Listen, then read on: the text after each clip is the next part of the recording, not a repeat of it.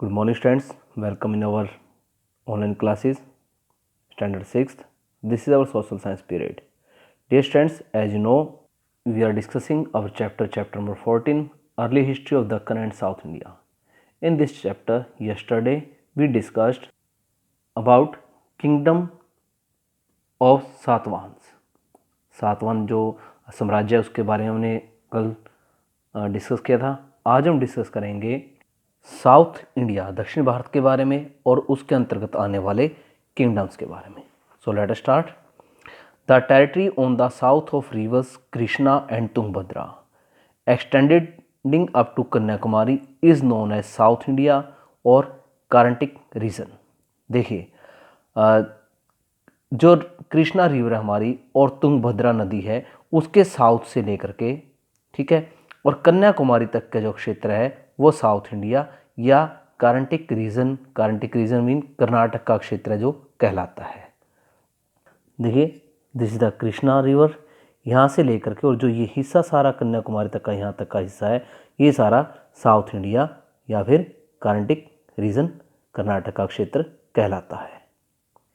In the later period of Megalithic culture, three kingdoms emerged powerful in southern India.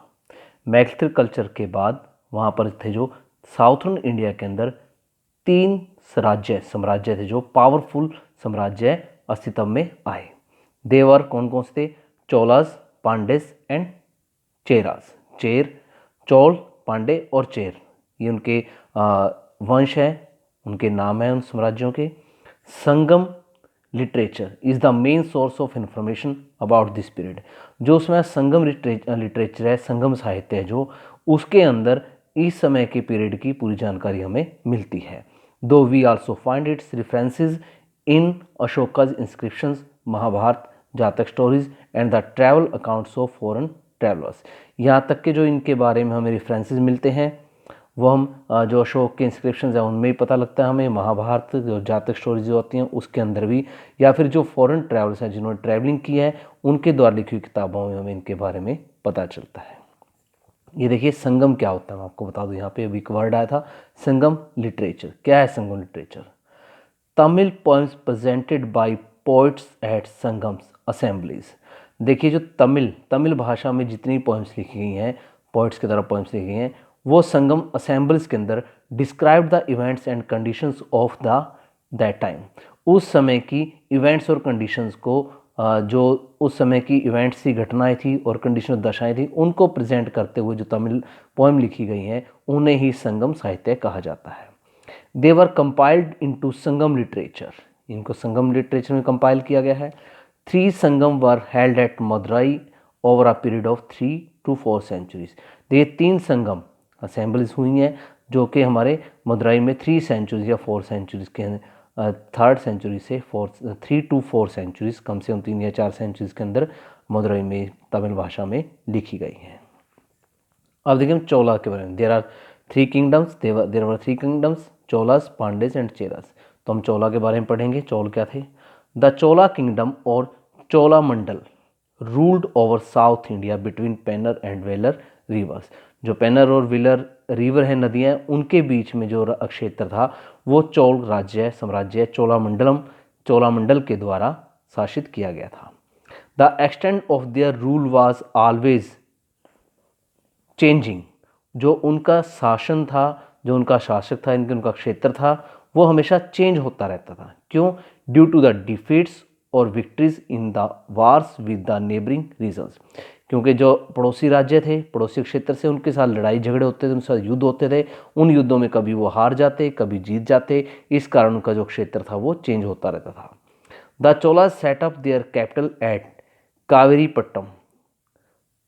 उन्होंने, चोला ने किया था शुरू में अपनी कावेरीपट्टम में कैपिटल बनाई थी. But later they shifted it to Tanjore and Gangai Konda Cholapuram.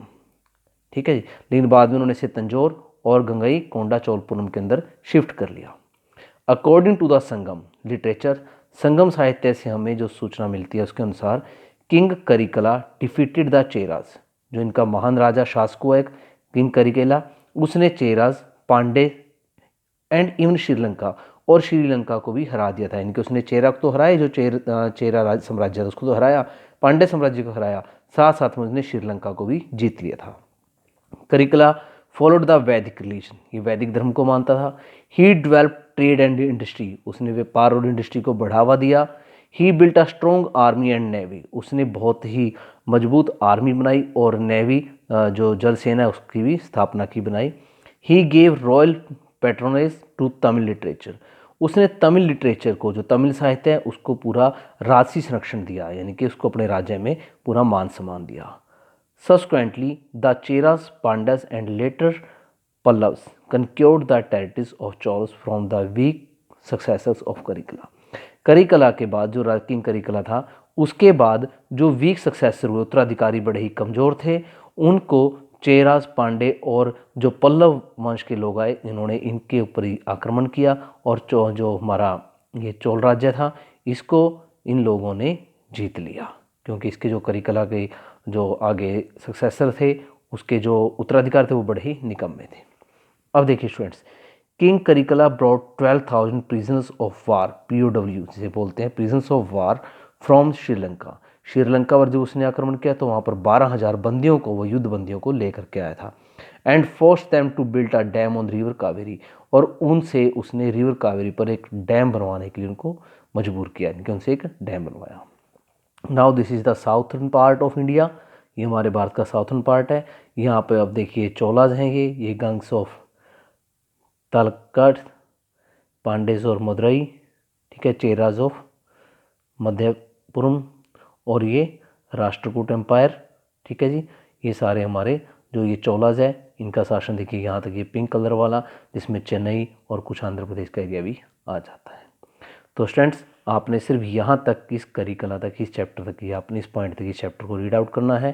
Chapter number 14, lesson number आपका 14 है और page number 121। Read it carefully. If any doubt and query then call me. Thank you, have a nice day.